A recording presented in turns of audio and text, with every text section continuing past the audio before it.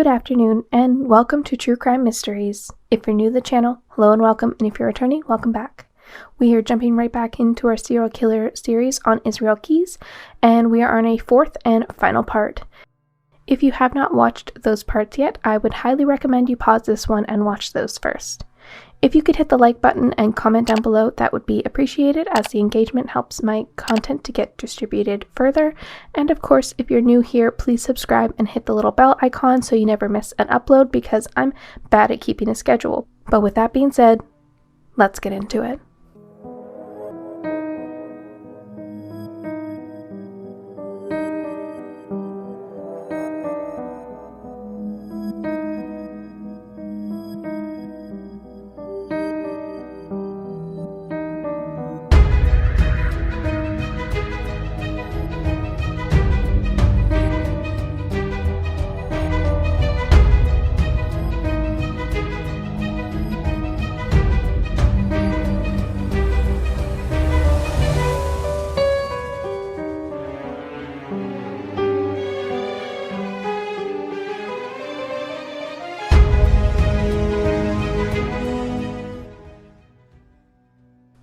Where we left off, Samantha Koenig's body had been recovered, and the interrogations with Keyes would continue.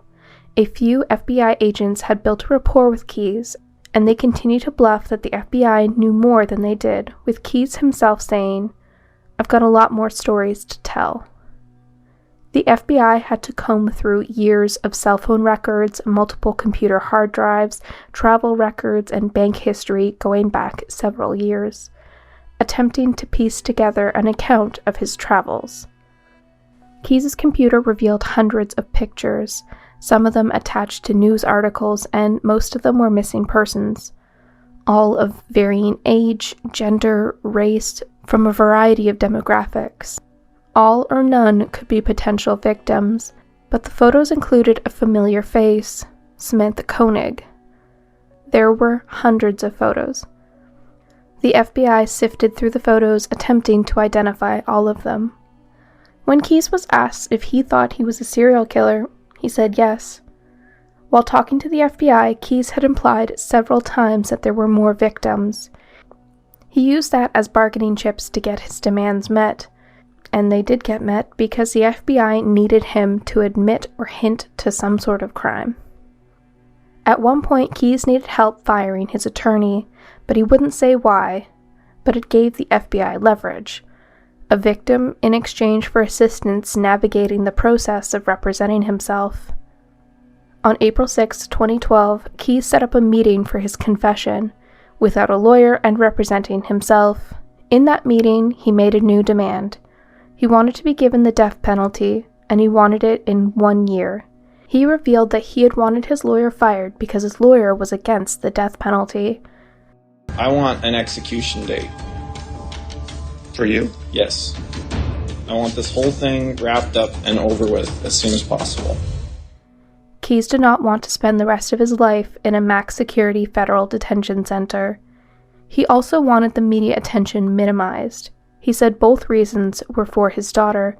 He wanted her to live a life away from his crimes, and he wanted her to have a normal life. Really big concern to me is, my kid's going to be around. I don't want her to, type my name in the computer and have it pop up. I want my kid to have a chance to grow up and not have all this hanging over her head. The FBI wasn't in a position to make those promises, but said that they would need another victim in order to get the ball rolling. Keyes agreed, though he said he would only confess to the crimes he knew that they could connect him to, either from DNA or from the contents of his computer. He asked to be brought a map of Vermont. In early June 2011, Keyes had flown from Anchorage to Chicago. He rented a vehicle and drove out east.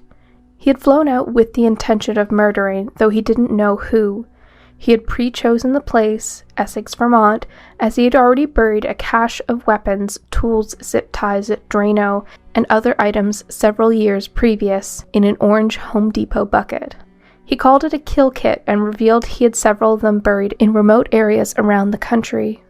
He said it was for convenience, The caches made it easier to travel through airlines, and he thought it would make it harder to track.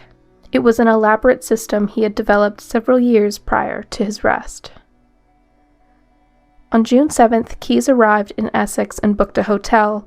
He had gotten a 3-day fishing license and went fishing a few times. He said that he would drive around the different neighborhoods looking for a target. Keyes said, "I decided I was going to look for a house with a couple in it.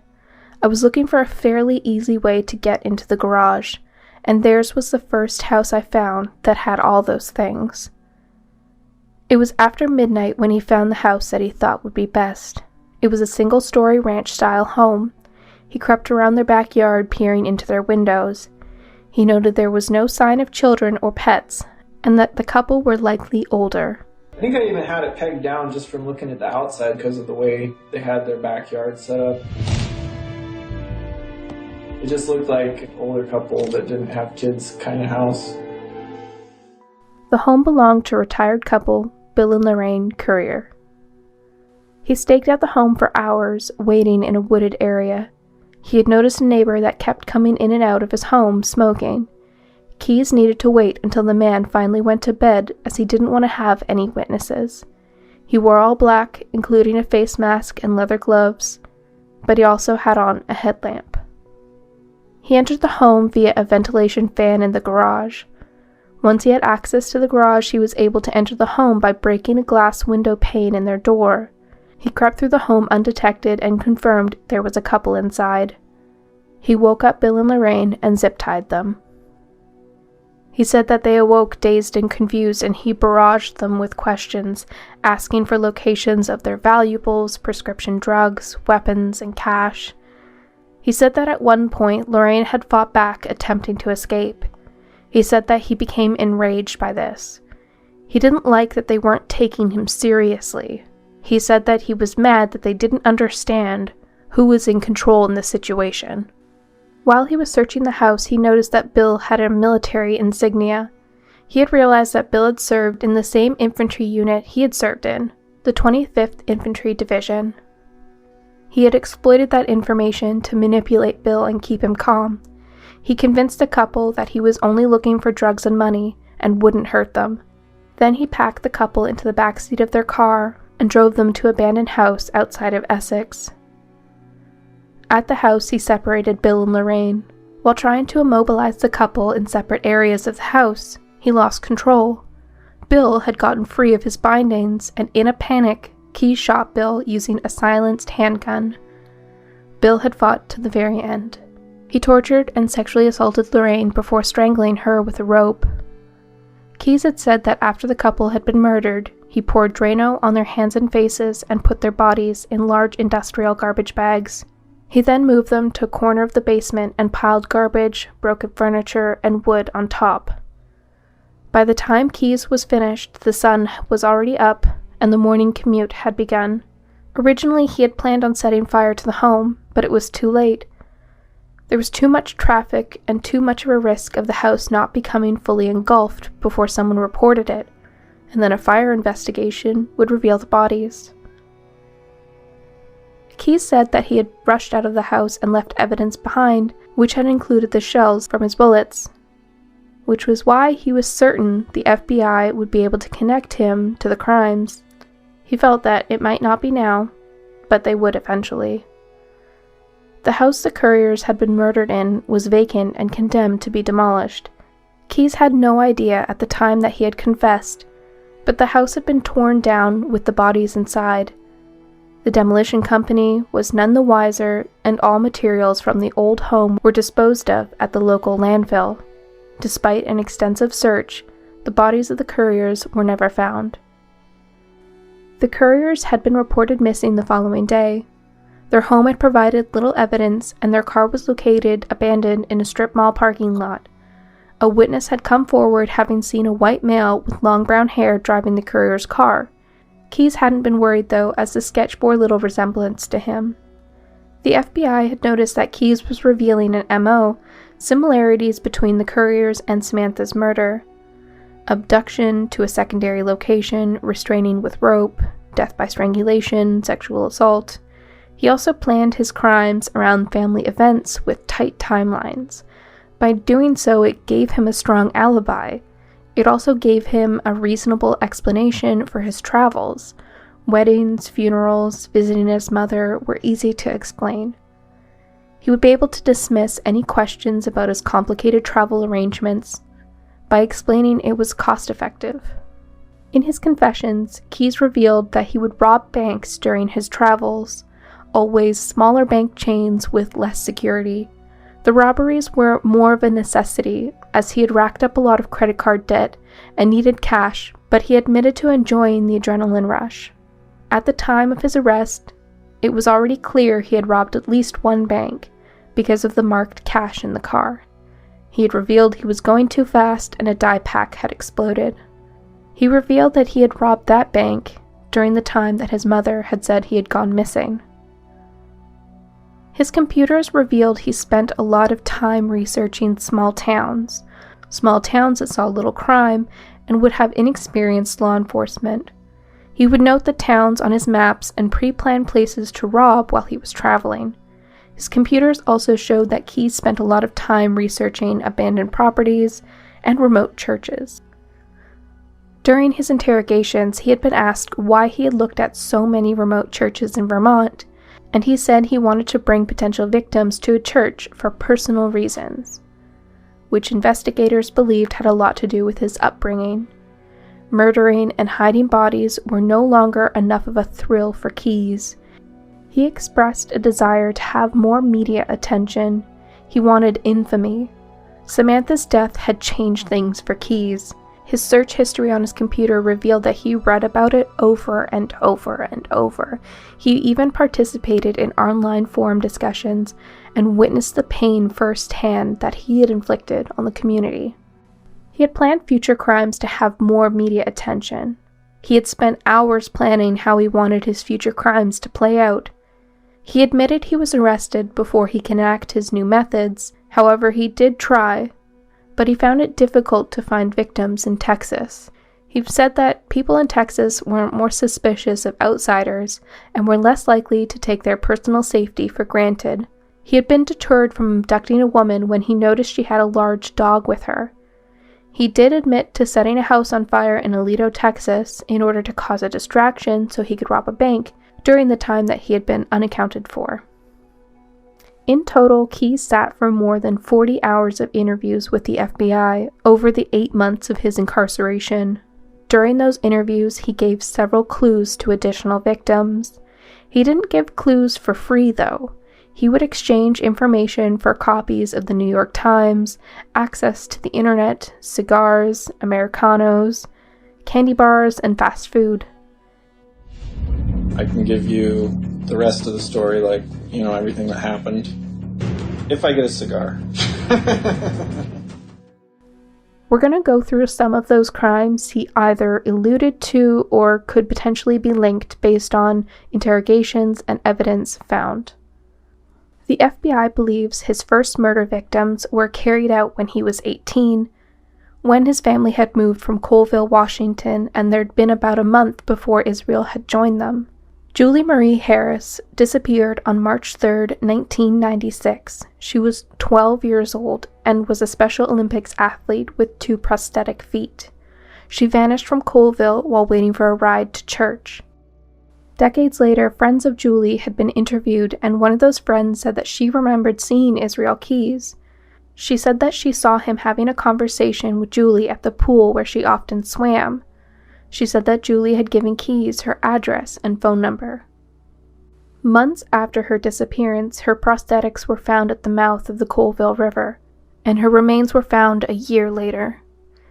No forensic evidence was ever recovered in that case, and though Keyes said he wasn't involved, he admitted to knowing about the case and gave visual cues to investigators that indicated to them that there was more to the story.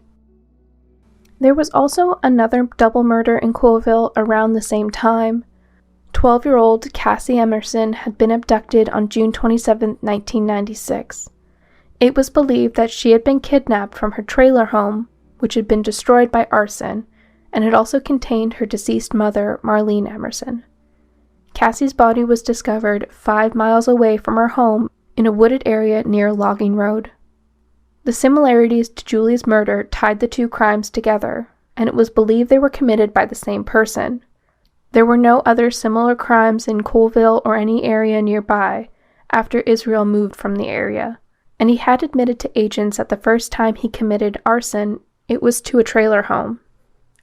The first crime that he admitted to was the sexual assault of a girl at the Deschutes River in Oregon in 1997 or 1998. At the time, he was living in the area in Maupin and was around 20 years old. He said that he'd been watching a group of teens floating down the river on inner tubes. He watched as one of the girls became separated from her friends. She was close to the shore, and he grabbed her and dragged her to an outhouse. He said that he had planned on killing her after he sexually assaulted her, but she kept talking to him, humanizing herself. And he said that he lost his nerve. That victim has never come forward, but FBI agents said it was her humanizing herself that had likely saved her life. She told him her name and just talked about anything and everything, trying to build a connection. She had also stayed calm during the entire thing, and Keyes had found that unsettling. He let her go, though he admitted it was one of his greatest regrets, as it plagued him for years.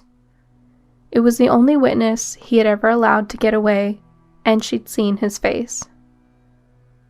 She was talking to me and telling me, saying, "Oh, you're a good-looking guy. Why are you don't have to do this.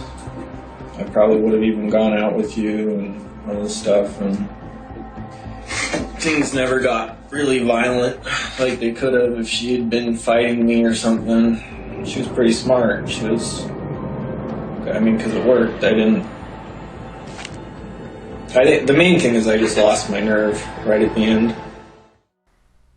He claimed his time in the military had kept him busy. However, when he was discharged from the Army, he started stalking and planning his next victim right away. He claimed to have committed at least 4 murders while he lived in Washington.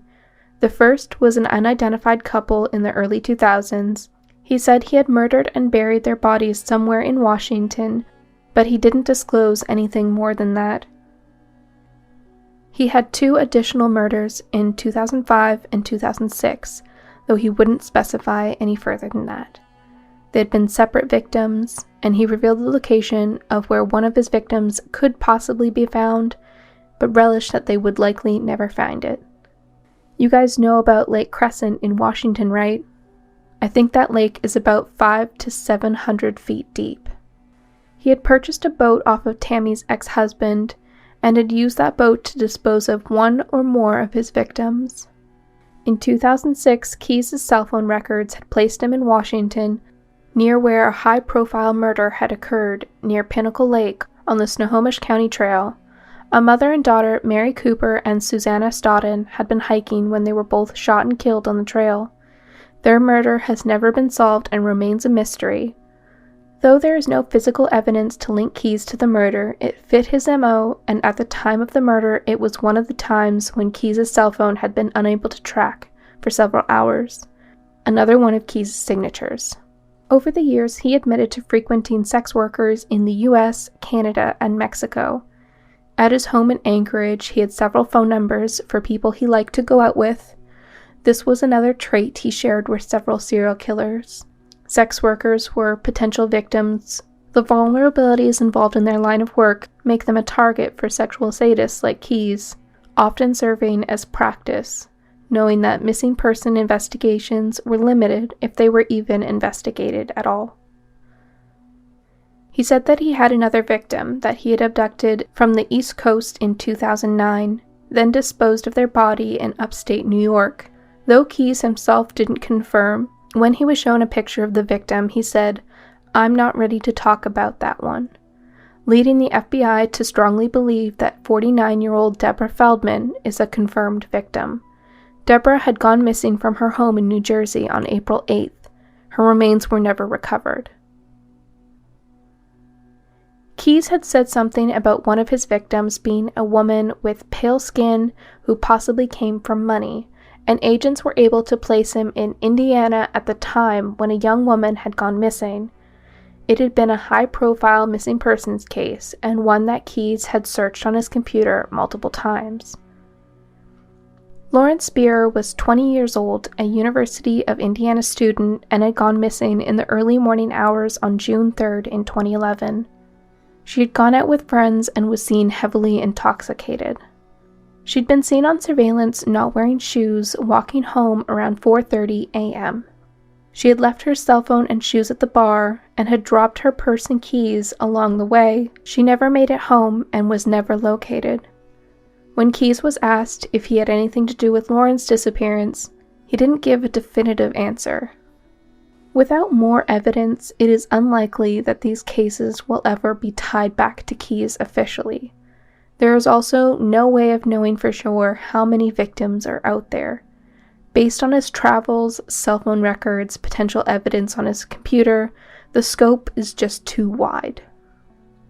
In addition to his time in the military and work as a park ranger, Keyes had also stated that he'd considered becoming a police officer. He felt that being a police officer would give him the perfect cover to hunt for victims. He imagined driving around at night and using the police lights to pull over victims, but ultimately decided being a self-employed contractor made more sense to him. In May of 2012, Keyes had attempted to escape court during a hearing. The FBI had wanted to move him to a more secure facility, but he couldn't get moved until he was charged and sentenced. They didn't feel that the correctional officers in Anchorage understood how dangerous Keyes was, both to himself and others. He was supposed to be monitored 24/7 with armed guards and frequent check-ins. He also wasn't allowed anything with a sharp edge or anything that could be a tool to harm himself. He had been given a pencil and had slowly worked to whittle it with his teeth into a lock-picking tool for his handcuffs and leg irons. He had been saving plastic wrap from his meals to make rope, and was also found to be saving all the pieces of dental floss he'd been given daily.